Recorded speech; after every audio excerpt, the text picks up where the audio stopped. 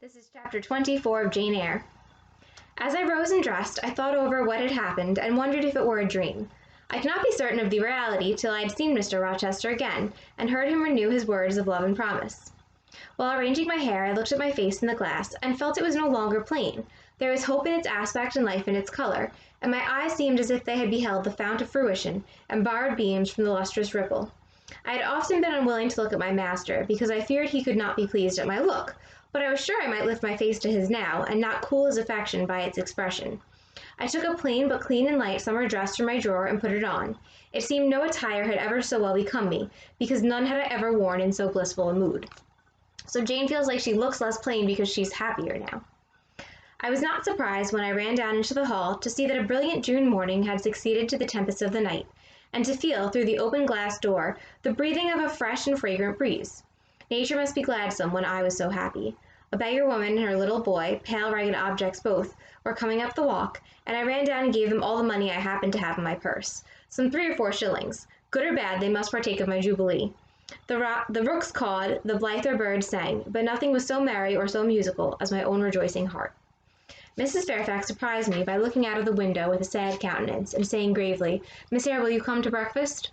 During the meal she was quiet and cool, but I could not undeceive her then. I must wait for my master to give explanations, and so must she. I ate what I could, and then I hastened upstairs. I met Adele leaving the schoolroom. "Where are you going? It is time for lessons." "Mr. Rochester sent me away to the nursery." "Where is he?" "In there," pointing to the apartment she had left, and I went in, and there he stood. So Jane's feeling very good about everything. She sees a beggar woman and her child walking. She goes out into the road and gives them all the money she has. And then she goes to breakfast with Mrs. Fairfax. And Mrs. Fairfax acts a little bit differently than she has before. So she's kind of grave and cool, but Jane doesn't tell her anything at this point because she thinks that Mr. Rochester will have to tell her for himself. So she doesn't explain anything yet. "Come and bid me good morning," said he. I gladly advanced, and it was not merely a cold word now, or even a shake of the hand that I received, but an embrace and a kiss. It seemed natural, it seemed genial to be so well loved, so caressed by him. "Jane, you look blooming and smiling and pretty," said he. "Truly pretty this morning. Is this my pale little elf? Is this my mustard seed? This little sunny-faced girl with a dimpled cheek and rosy lips, the satin-smooth hazel hair, and the radiant hazel eyes? I had green eyes, reader, but you must excuse the mistake. For him they were new-dyed, I suppose. It is Jane Eyre, sir. Soon to be Jane Rochester," he added. "In 4 weeks, Janet. Not a day more. Do you hear that?" I did, and I could not quite comprehend it. It made me giddy. The feeling the announcement sent through me was something stronger than was consistent with joy, something that smote and stunned. It was, I think, almost fear. "You blush, and now you are white, Jane. What is that for?" "Because you gave me a new name, Jane Rochester, and it seems so strange." "Yes, Mrs. Rochester," said he, "young Mrs. Rochester, Fairfax Rochester's girl bride." "It can never be, sir. It does not sound likely. Human beings never enjoy complete happiness in this world. I was not born for a different destiny to the rest of my species. To imagine such a lot befalling me is a fairy tale, a daydream, which I can and will realize.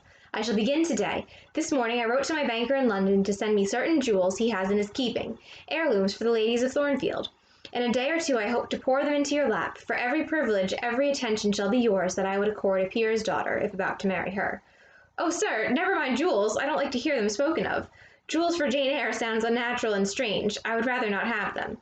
I will myself put the diamond chain round your neck, and the circlet on your forehead, which it will become, for nature at least has stamped her patent of nobility on this brow, Jane, and I will clasp the bracelets on these fine wrists, and load those fairy-like fingers with rings." "No, no, sir, think of other subjects, and speak of other things, and in another strain. Don't address me as if I were a beauty. I am your plain, Quakerish governess." "You are a beauty in my eyes, and a beauty just after the desire of my heart, delicate and aerial." "Beauty and insignificant, you mean. You are dreaming, sir, or you are sneering. For God's sake, don't be ironical." "I will make the world acknowledge you a beauty too," he went on, while I really became uneasy at the strain he'd adopted, because I felt he was either deluding himself or trying to delude me. "I will attire my Jane in satin and lace, and she shall have roses in her hair, and I will cover the head I love best with a priceless veil. And then you won't know me, sir. I shall not be your Jane Eyre any longer, but an ape in a harlequin's jacket, a jay in borrowed plumes. I would as soon see you, Mr. Rochester, tricked out in stage trappings, as myself clad in a court lady's robe. I don't call you handsome, sir, though I love you most dearly, far too dearly to flatter you. Don't flatter me." So Mr. Rochester's talking about giving her all these family heirloom jewels and about her name changing to Jane Rochester, and talks about how beautiful she is. And all this makes Jane kind of uneasy because she doesn't think of herself as a great beauty. She thinks that she looks better than she did before because she has this new sort of like happiness in her life. But all this is making her very uncomfortable, and even the idea of accepting these really priceless and expensive gifts is definitely not something that she wants, and she doesn't feel okay with any of this, really. Marriage part she's okay with, but all the other trappings she doesn't seem to really need or want. He pursued his theme, however, without noticing my deprecation. This very day I shall take you in the carriage to Millcote, and you must choose some dresses for yourself. I told you we should be married in 4 weeks. The wedding is to take place quietly in the church down below yonder, and then I shall waft you away at once to town. After a brief stay there, I shall bear my treasure to regions nearer the sun, to French vineyards and Italian plains, and she shall see whatever is famous in old story and in modern record. She shall taste, too, of the life of cities, and she shall learn to value herself by just comparison with others. Shall I travel, and with you, sir?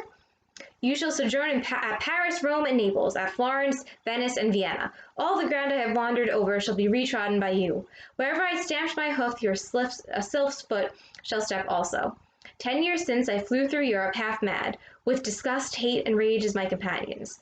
Now I shall revisit it healed and cleansed, with a very angel as my comforter. I laughed at him as he said this. I am not an angel, I asserted, and I will not be one till I die. I will be myself. Mr. Rochester, you must neither expect nor exact anything celestial of me, for you will not get it, any more than I shall get it of you, which I do not at all anticipate. What do you anticipate of me? For a little while you will perhaps be as you are now, a very little while, and then you will turn cool, and then you will be capricious, and then you will be stern, and I shall have much to do to please you. But when you get well used to me, you will perhaps like me again. Like me, I say, not love me. I suppose your love will effervesce in 6 months or less. I have observed in books written by men that period assigned as the farthest to which a husband's ardor extends. Yet, after all, as a friend and companion, I hope never to become quite distasteful to my dear master.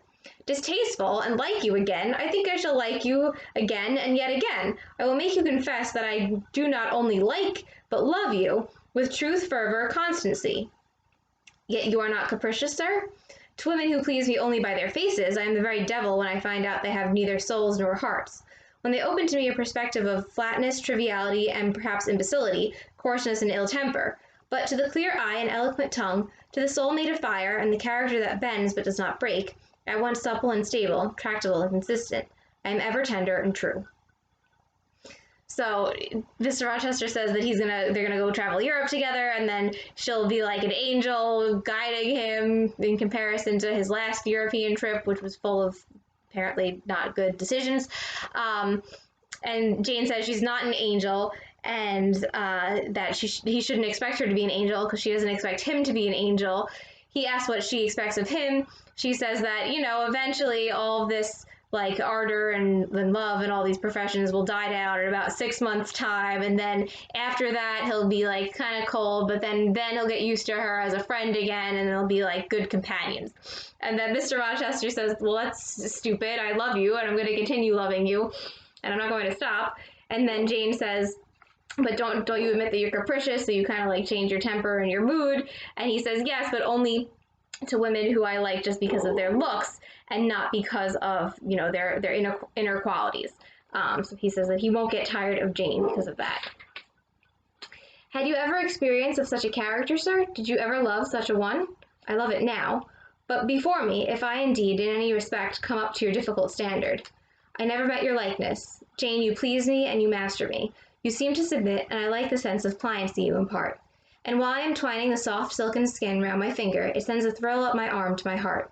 I am influenced, conquered, and the influence is sweeter than I can express, and the conquest I undergo has a witchery beyond any triumph I can win. Why do you smile, Jane? What does that inexplicable, that uncanny turn of countenance mean? I was thinking, sir, you will excuse the idea, it was involuntary. I was thinking of Hercules and Samson with their charmers. You were, you little elfish. Hush, sir, you don't talk very wisely just now, any more than those gentlemen acted very wisely. However, had they been married, they would no doubt by their severity as husbands have made up for their softness as suitors. And so will you, I fear. I wonder how you will answer me a year hence, should I ask a favor it does not suit your convenience or pleasure to grant. So Jane thinks about Hercules and Samson, who were both very much manipulated by women they fell in love with at some point in their stories. And she wonders that, thinks if they had been married, maybe they wouldn't have continued being so like willing to do whatever their significant other suggested. And she wonders, thinks Mr. Rochester, once they're married, won't kind of just like follow her directions and her whims. Ask me something now, Janet, the least thing. I desire to be entreated. Indeed I will, sir. I have my petition all ready. Speak, but if you look up and smile with that countenance, I shall swear a concession before I know to what, and that will make a fool of me. Not at all, sir. I ask only this. Don't send for the jewels, and don't crown me with roses. You might as well put a border of gold lace round that plain pocket handkerchief you have there. I might as well gild refined gold. I know it. Your request is granted, then, for the time. I will remand the order I dispatched to my banker. But you have not yet asked for anything. You have prayed a gift to be withdrawn. Try again. So he tells Jane that she can ask for anything, and she says, please don't give me all of these expensive things. And then he says, okay, fine. It would be like gilding refined gold, like putting more gold on like a gold ear on top of gold, which really doesn't make any sense. So he agrees not to do that, but then says, you still haven't asked me for anything, really. You asked me not to do something. Ask for something. Well then, sir, have the goodness to gratify my curiosity, which is much piqued on one point. He looked disturbed. What, he said hastily. Curiosity is a dangerous petition. It is well I have not taken a vow to accord every request. But there can be no danger in complying with this, sir.